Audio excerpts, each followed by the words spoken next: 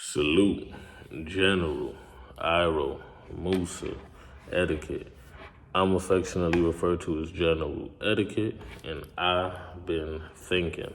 I've been thinking about a variety of subject matter, but today specifically, I was thinking about fear, right? What is fear, and how and why does fear manifest in our lives the way that it does, right? So throughout my journeys and my travels, I've come across a quote allegedly by Will Smith, in which he says, "Fear is an illusion, but danger is real." And I love that.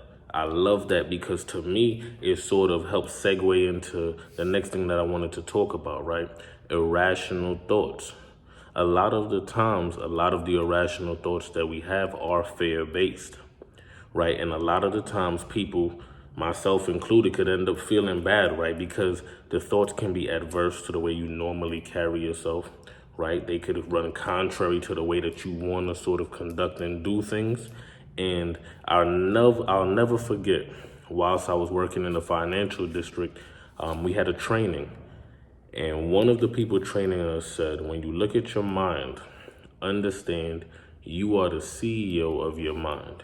You aren't your mind, right? So I remember sitting back, trying to really unpack and extrapolate what it is that they could have been talking about. And what I realized after a few moments was this idea that we can't control all of our thoughts. The thoughts aren't generated from us specifically, right? But what we can do and what we do control is the energy and the investment we place behind the thoughts that pop up, right? So sort of like a wonderful imagery that I was given was, it was this idea of think about yourself and your emotions at a round table, having a meeting, having a business meeting, and you are the CEO.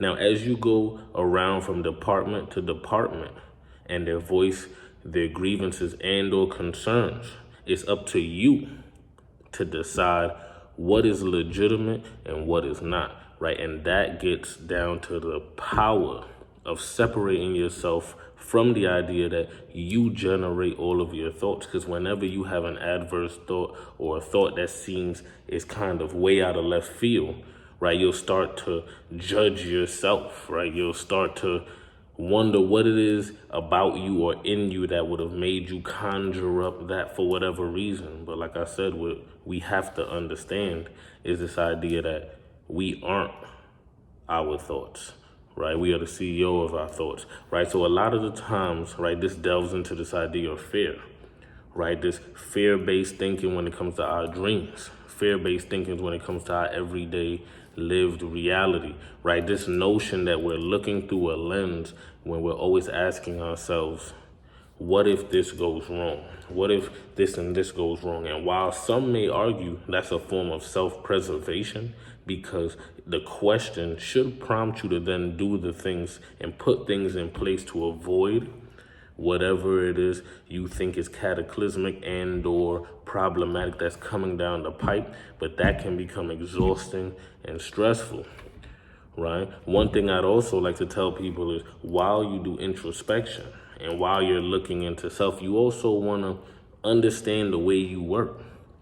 Understand the way that you learn best. Understand why it is you do the things that you do, good and or bad, because then you can start to address it, right? The truth of the matter is we've all have lived lives.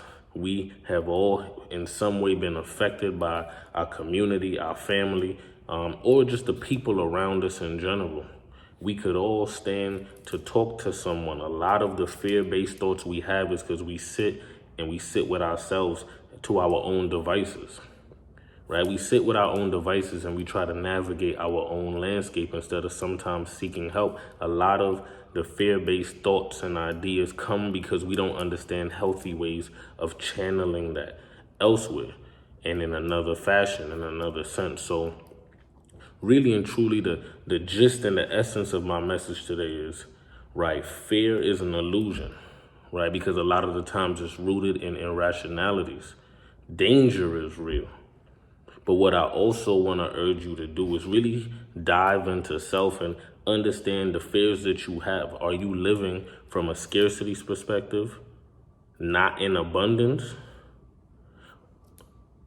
and what else is going on that's making you conjure up thoughts of these nature, right? And that could be diving into your psychology, diving into psychology surrounding the things that you understand about the way that your mind works. But diving into self and understanding self is a way to start to address fears, right? But also always asking yourself, are they real and legitimate?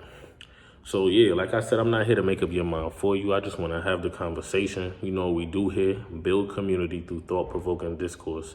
If you see me in the street, say what's up, but you probably won't because of the Rona. So I prefer you salute, general, Iro, Musa, etiquette.